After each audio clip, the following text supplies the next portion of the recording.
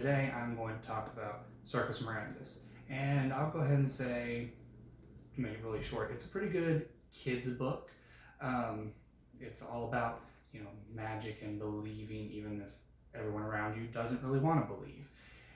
And I feel like that's all I can say without going into too much detail. But going into the detail, our main character's name is Micah, and he has an uncle who is very sick. Well, not an uncle, grandpa, and his name is Ephraim. And Micah and Ephraim are basically the main characters throughout most of the story. Micah, you see what's going on with him in the present day, and Ephraim, you find out what happened to him in the past. Basically, in the current day of the story, Ephraim is very, very sick. He's going to die. Micah knows this. Ephraim knows this. And apparently, back when Ephraim was a little boy, there was a place called Circus Mirandus. And at the Circus Mirandus, he met the man who bends light, or as Ephraim liked to call him, the light bender. The light bender basically told Ephraim that he would grant him a miracle. And Ephraim did something that most people don't do. He actually held on to his miracle instead of, wishing for something. And now he's an old man. And we do get some chapters where we see things from the man who bends light's perspective.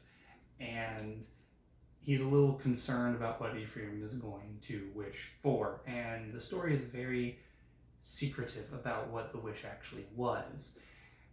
We do find out what it is by the end of the story. And this is kind of the non-spoiler side. I'll do spoilers near the end. And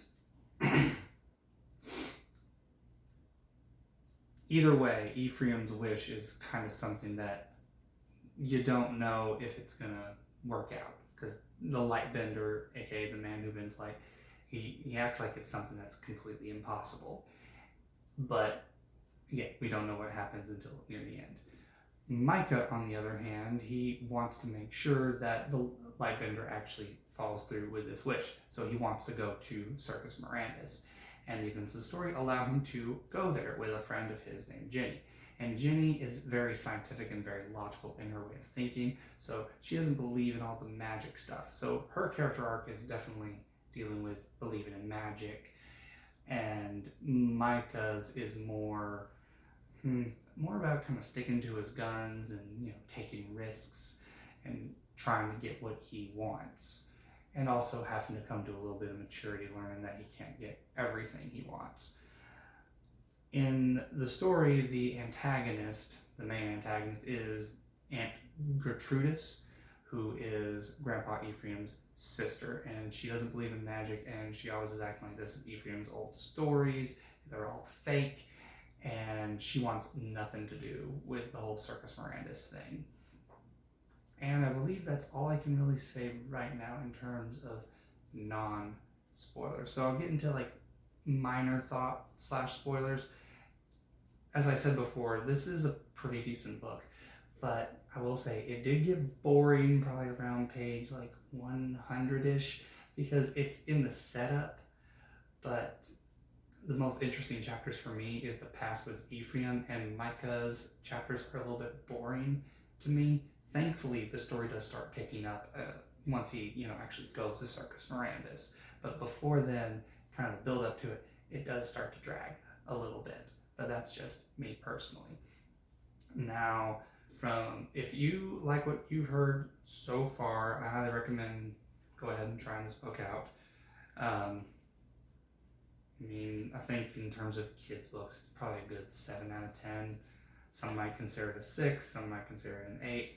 There's nothing in it that's awful. There's no bad pacing. It's kind of just a nice little cozy story if that's something you're into. It does deal with some harsh reality, but it's harmless. It's pretty good in that regard. It's easy reading. That's the best way I can put it. So some people might give it between that 6 to 8 range, in my opinion. But if you like it so far, you can cut the video off and go ahead and try reading it yourself. But now I need to go into major spoiler territory because I have to talk about something. One of the characters in this book is kind of kept in the background until later, and I really think that was a mistake on um, the author's part. It's a lady named Victoria. She is the woman who ends up marrying Ephraim. So she is Micah's grandmother. And she is by far the worst character in the story. Everything bad that happens in this book, for the most part, with the exception of Ephraim's health, is all her fault, basically. Because we find out that she was a girl that, through a tragedy where her parents died, she finds out that she has the ability to fly. And so she eventually meets Circus Mirandus, and she becomes the amazing, like, flying woman. I can't remember exactly what they call her, but she could fly around. And she was okay with that for a little while, because the whole thing of Circus Mirandus is entertaining children and trying to keep the idea of magic in the world and keep kids believing in magic, because they'll eventually grow out of it, but some don't. And it seems like the Circus Mirandus characters, the ones who are, part of the circus, they push that idea that it's important for someone to believe in magic without really going into detail why. They just state that it's important. And Victoria doesn't really care. She's more interested in power, and she thinks she's better than everyone else, which to a certain extent kind of makes sense, because when her parents died, they died in a plane crash, and she flew out of the plane crash. So it kind of makes sense that she thinks that, like, she's the chosen one. Also, no one else in this book flies. So that kind of makes sense for her to have this superiority complex. And she doesn't like entertaining the children. So she wants to leave, because she finds out that there's other magicians in the world and they're more powerful. So she wants power. And that was all set in the past. This whole thing with Victoria was in the past, because Ephraim's an old man. And we find out that Victoria had an awful final show, because the man who bends light was like, hey, give one final show for the kids and stick around for a little bit and see if you feel like you're making a difference in the world.